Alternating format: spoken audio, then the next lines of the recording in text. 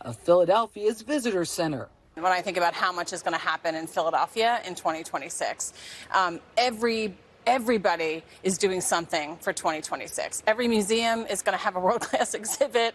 Every block is going to be having block parties and festivals.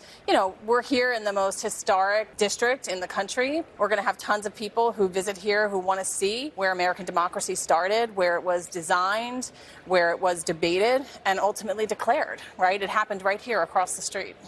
It happened in the room right across. That's right, the room where it happened. So this is the first draft of the United States Constitution.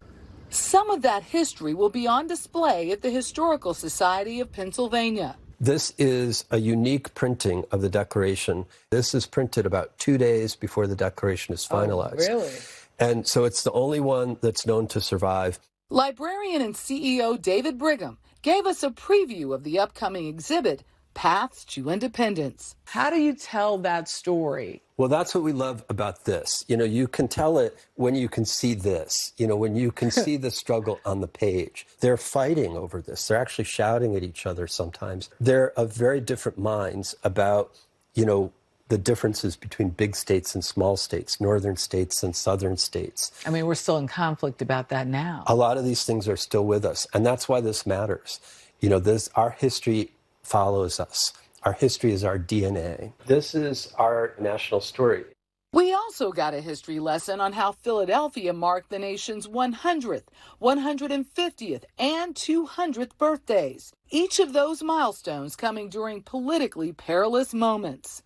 The centennial in 1876, the scars of the Civil War still fresh and just months ahead of a disputed presidential election that led to the end of Reconstruction.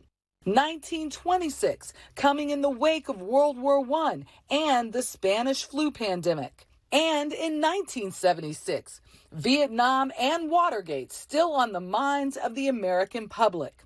The bicentennial celebration even saw some protests in Philadelphia. People protested during the bicentennial because not everybody felt included. In spite of the promise that all men are created equal, and if we can be generous and say all men and women are created equal. So, half the population felt, well, that document doesn't name me. It doesn't recognize me.